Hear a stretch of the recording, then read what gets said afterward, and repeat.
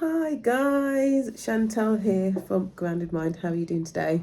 It is a part sunny day here in the UK today, and my hay fever is trying to destroy my life, but I'm not going to let it do that. Mind over matter, as we know. So yeah, I wanted to touch base today on, I don't like to really focus too much on symptoms.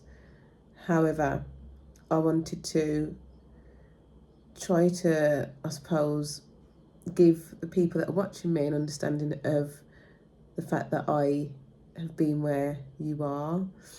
And I was thinking today about the symptoms that I had when vestibular migraine was at its peak and what I feared the most. And it started off with not the tinnitus, but the vertigo. The vertigo wasn't like the typical spinning vertigo. It was like little specks of vertigo. Little, that sounds very silly, but it was like little kind of, it was like pre-vertigo. So you never actually felt completely normal, but you didn't actually have the full spin.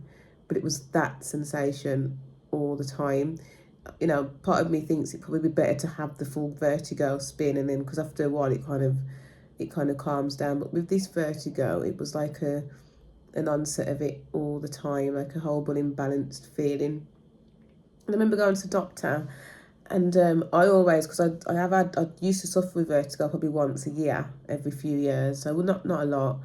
But then she explained to me that vertigo isn't just the typical room spinning, it's actually the imbalance between your ears, and it can cause different types of dizzy sensations. That wasn't the worst symptom. Actually, tinnitus wasn't the worst symptom either. Obviously, tinnitus when my ears were ringing, and it was quite bizarre because whenever I had like a peak in tinnitus, then the vertigo would come on.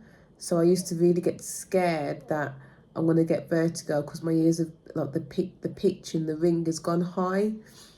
And then with all that as well, the symptoms that I really didn't like was when I just kind of didn't feel 100% myself. It was just that not quite right feeling where you feel okay, the symptoms aren't that bad, but you don't feel like 100% yourself. It's like there's a shift in your brain, between your ears, between what's real and what isn't real. And it was such a weird sensation because I could never actually get back to feeling normal. But then the sensations weren't as bad as they had been. That sensation or that feeling there in itself was horrible because I didn't know what was true. And I couldn't feel what I used to feel as the usual typical Shan, everyday Shan. So that wasn't very nice. But the worst symptom, I would say, beyond all of that and beyond the feeling paranoid and the self-consciousness, it was the fear of it not going away.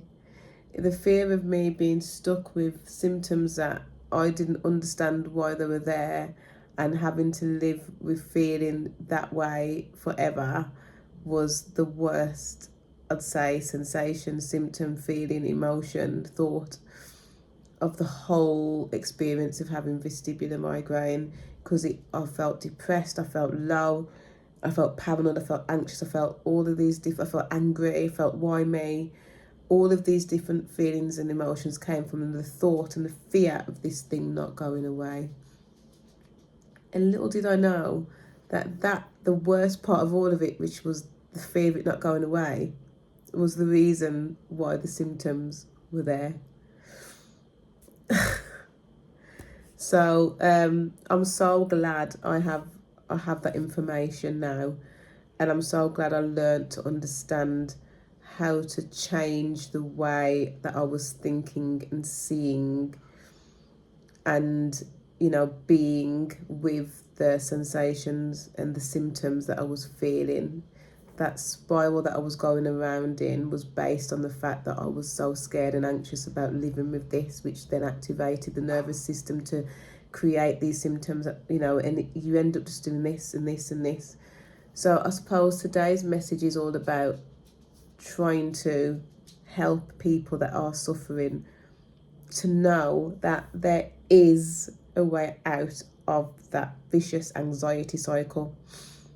We need to deactivate, or we need to kind of help the nervous system to understand that actually you are safe. So we're not activating it to do all of those things that we do when we're feeling our symptoms. So yeah, this video today is again a video of hope, and if anyone who is suffering with these symptoms needs any support, you know where I am. And yeah, have a lovely day, take care, and remember, you've got this. Take care, bye bye.